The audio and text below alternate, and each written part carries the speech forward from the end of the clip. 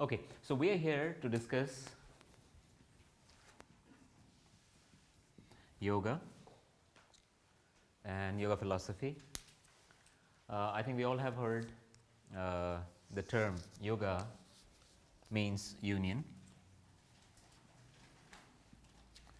But if I ask question between what, there are many answers.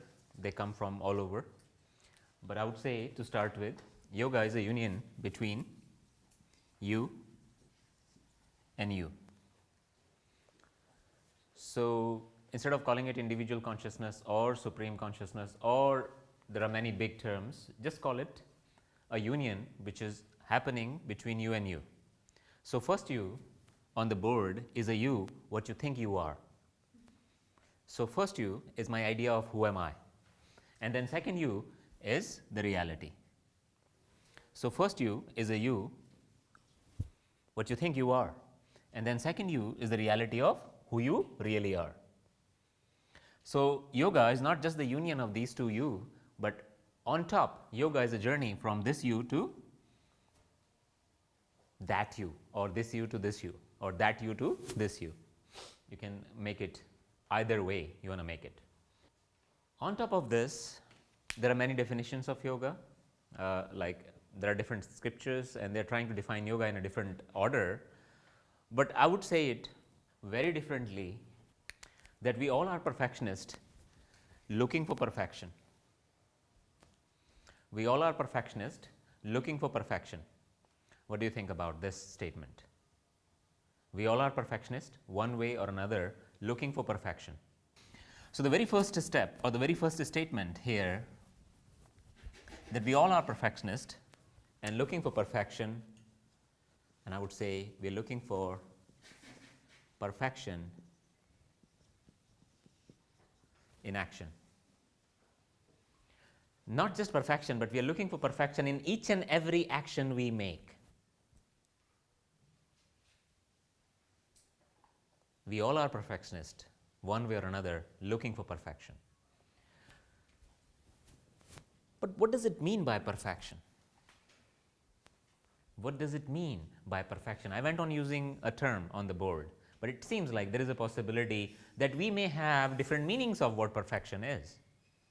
There is a possibility that 30, 40 odd people are sitting in this room with our own specific idea of what is perfection. So, anytime you talk about something ideal, is it a narrow perspective or a broader perspective? It is a narrow perspective. That means anytime we think of perfection and we think of a state which is ideal, it is too narrow actually to be in. Just to make it visible, I made it a little broader, but it is actually narrower than this. It is too narrow. And it seems like here comes the idea, like initially we all bend our head to go into this narrow line, but after some time when we struggle, we say, oh, it is not an idea, it is a myth, perfection, oh, I am not even agree with this statement. But initially we all have tried. Initially we all have tried, but just because we get tired after some time and it seems like, oh my God, it is impossible for us to be into this narrow hole. Now, look at the idea of perfection. Just compare it with the idea of beauty and handsomeness nowadays. I think cosmetic surgery is the highest growing medical field nowadays. Everywhere in the world, even in the small cities like Rishikesh, there are some cosmetic clinics now. And why it is so? Because they are using the same ideal state. There are people, they think like their nose is not that much sharp, so just go and have some sharp nose, sharpness in the nose. Or it looks like the face is little down, so just lift it up, make a cut, lift it up, have some stitches. Just go and put some Botox in the skin so we can remove the wrinkles.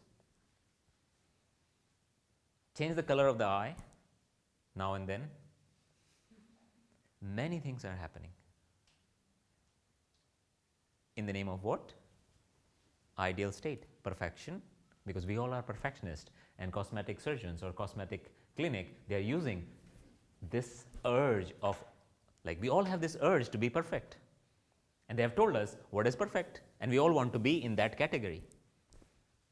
We all want to be in that category. But it seems like this is not what I think or what we think as a yoga community perfection is. So I would give you a synonym of perfection. Let's see what you think about that.